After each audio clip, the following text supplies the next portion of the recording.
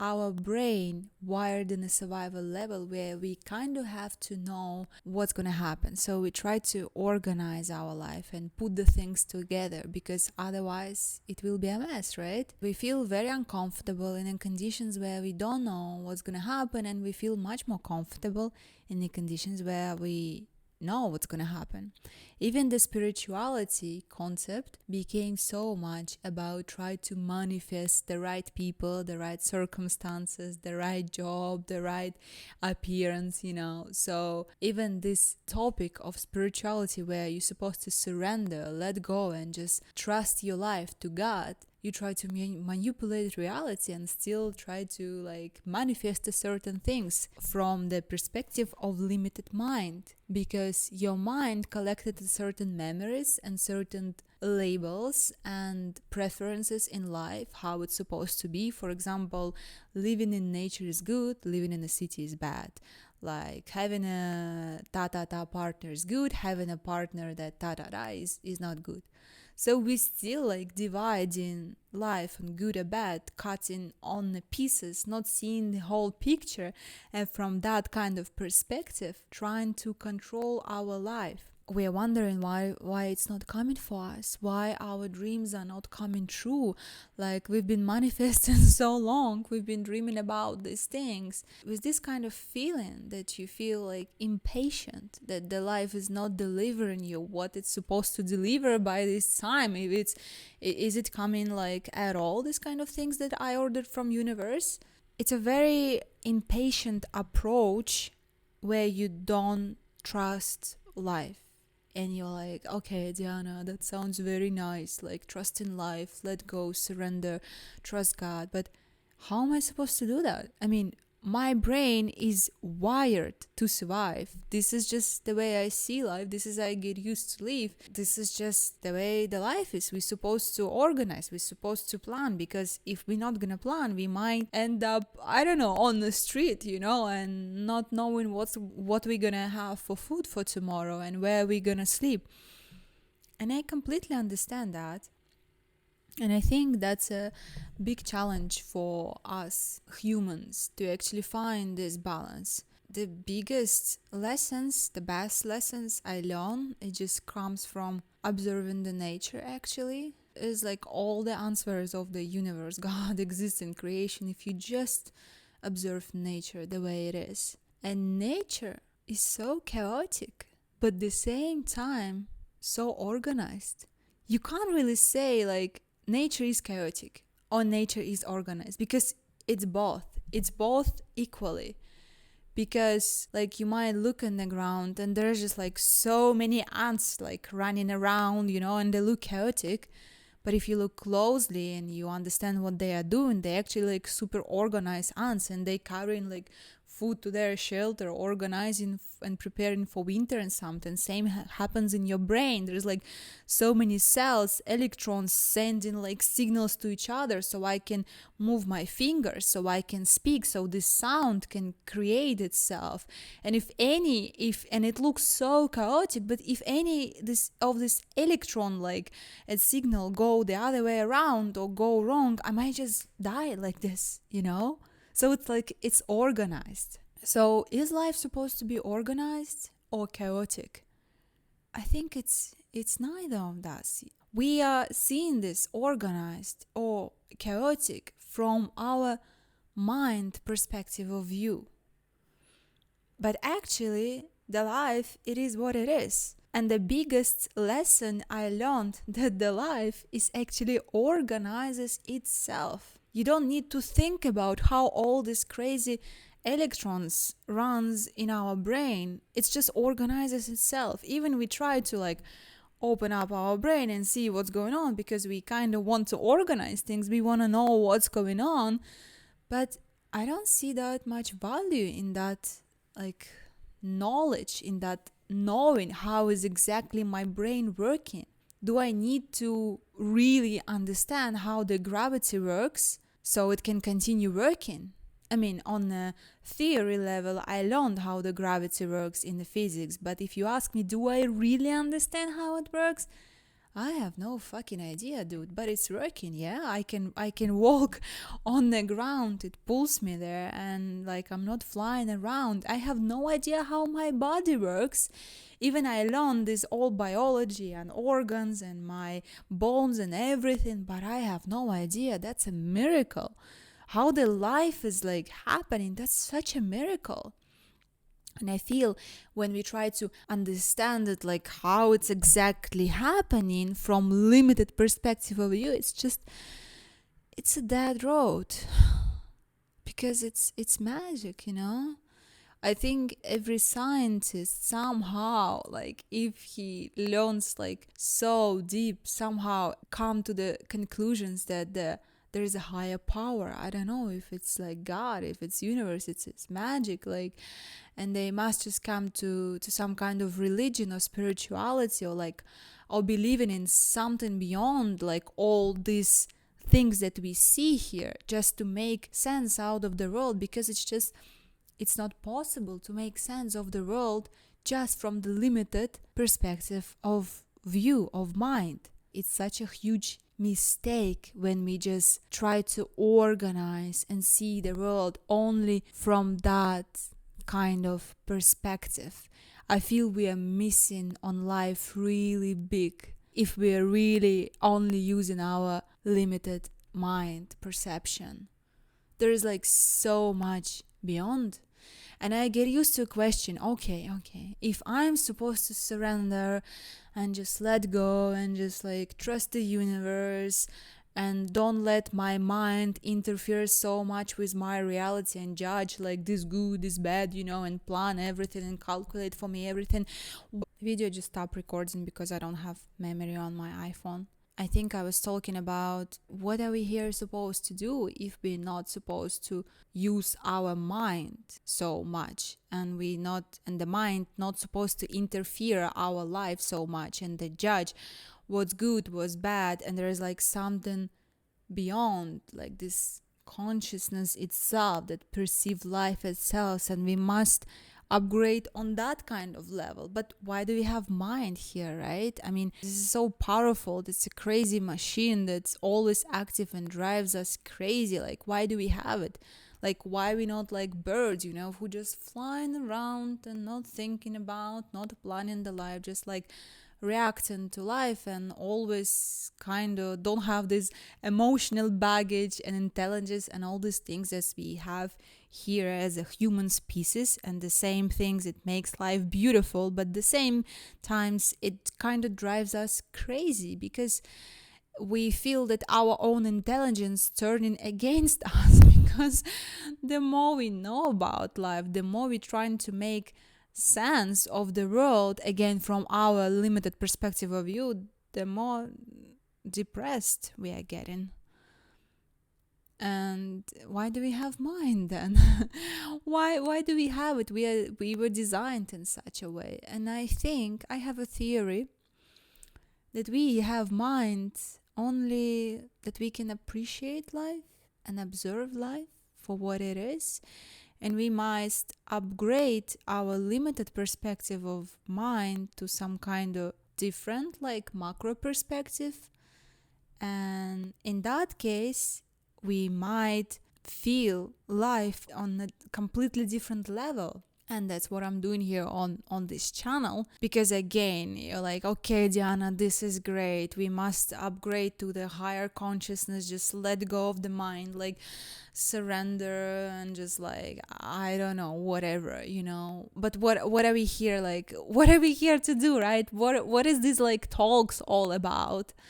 And the mind is always wants to know, like, yeah, what are we here to do? I feel you. I have the same kind of questions when I watch or listen someone. Okay, this is all sounds like great, but like, tell me what I'm here need to do. Do I need to meditate? Okay, tell me for how long I should meditate, how many times a day, for what period of my life, is it better at night or during the, and we want that kind of answers. And that's why the content with this kind of answers were like, okay, do this exact same things to become like enlightenment, or do exactly these 5 things to manifest love of your life, or to manifest huge pile of money, which never works. We all know that, but we continue watching this kind of content because our mind just loves the idea that we can have like certain rules that we will follow, and if we follow those rules, we will be somewhere there.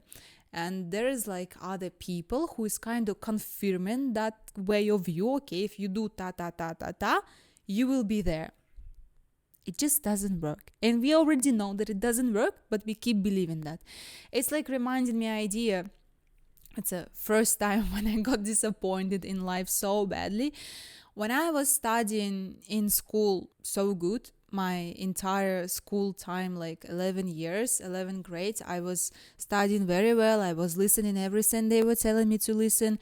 I was learning, and I was a smart student, whatever is supposed to be like smart by these standards in school, because they were promising me if I will study good in school, I will have a good life. If I will study good in school, I will get a good education. If I will get a good education, I will get a good job. If I will get a good job, I will have a lot of money and the life is good. This is how simple it was for me when I was 13 years old. And by the age of 17, I became deeply depressed when I realized it's not true. It's not true. They've been lying my entire life. And of course, my entire life was like this 13 years old, and I've been believing in this concept so deeply. It was ruined for me. And this is where my spiritual search started. But let's not dig into it so much. Let's come back to the idea how we can let go of our limited perspective of mind, who is cutting life into pieces everywhere, all around, all the time, judging what's good, what's bad, trying to plan everything, trying to manifest certain things in our life. And how can we find this balance between using our mind, because we cannot just cancel it, right? We cannot just say, okay, mind, stop judging, please. Enough of you, enough. Stop judging what's good, what's bad. Stop being so anxious about the future that is not exist. Okay, mind, we live in the present moment. From now on, we live in the present moment. Let go. Let me just be, okay? Unfortunately, we cannot say these things in our mind. It would be great if we could, right? There is like the button, just like switch, like, I don't know, calm mode. And that's why we do this meditation, to calm our mind down so we can finally see the reality for what it is. Because our past, our memories, our thoughts, it's all like a dust in front of our eyes that not allowing us to see the clear picture. These meditations, it actually works. Kind of short relief, but it takes effort, because you need to see it, you need to actually put effort into meditation. Even if it seems effortless, you need to dedicate this time and believe in this method. But it's not just about sitting in a meditation and feel calm and peaceful and all is well. Even it helps a lot, and it's a great thing to do for sure. But I want to live my life as it is. Like, I want to live my life and believe in these things on a genuine level. And that's why I'm convincing myself, maybe through these videos, through this talking, and I'm trying to really live from that macro perspective of you, when I'm a higher consciousness, when I'm walking around and looking at the people, I remember that those people are part of me. They are like continuation of life, of one consciousness, that we are here. I always remind myself of these things. When I'm recording these things and I'm talking about these things, I'm talking from that perspective, because this is my way of living.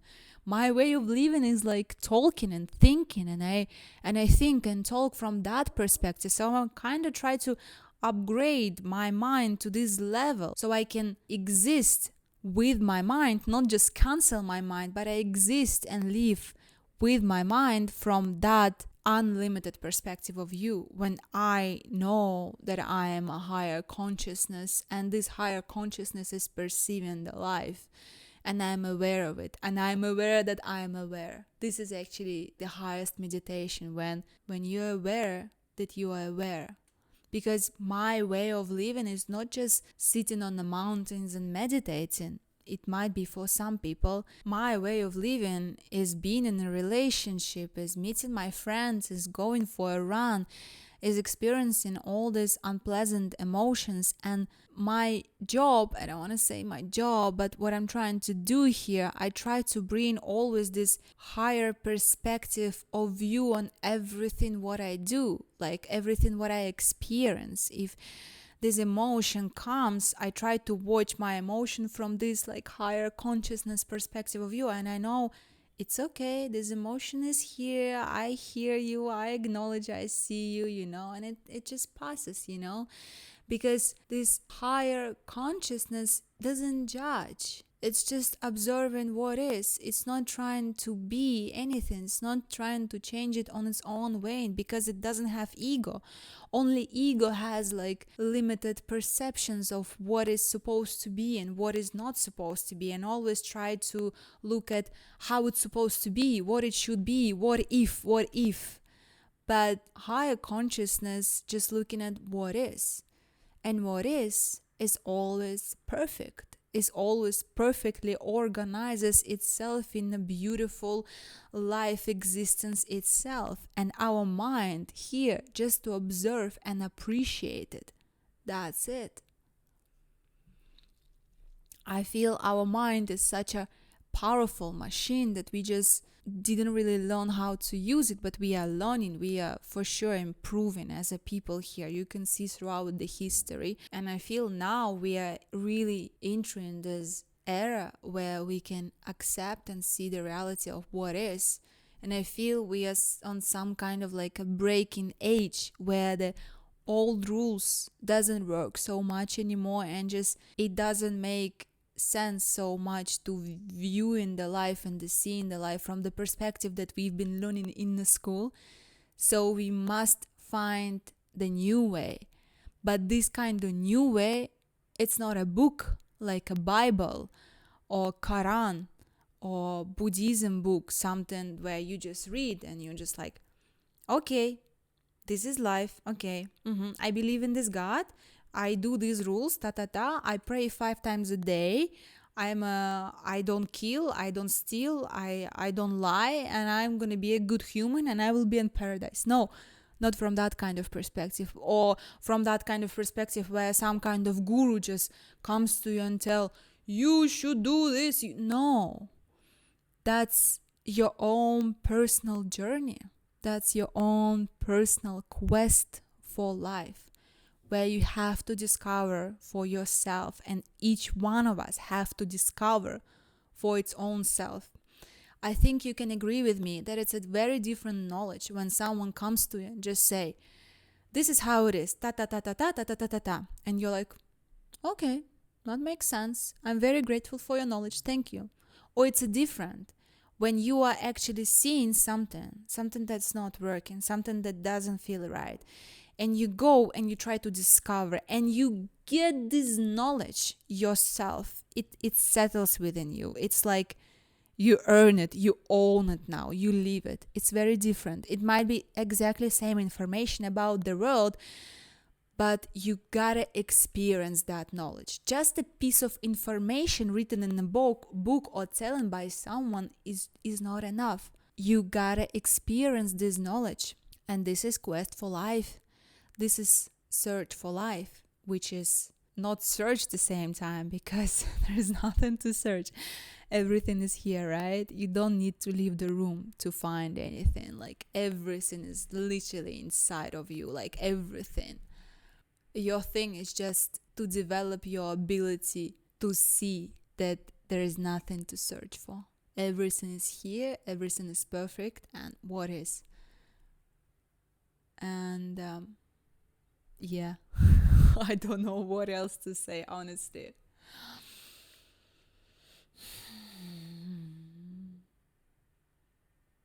It's good, it's good. Life is good.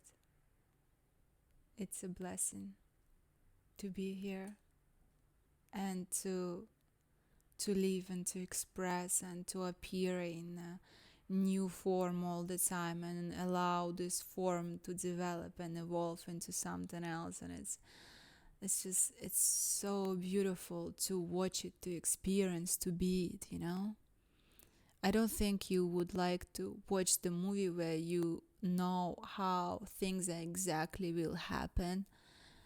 I think it's much more interesting, entertaining, and it's just allow movie to unfold itself on its own highest way, and you just like, it's like there is no such a thing as your destiny, as a stable destiny, you know. There is might be some kind of pieces inside of you that will always, like a nature inside of you that always takes over, you know. Like, for example, I cannot imagine that I will not be interested in spiritual subjects ever in my life.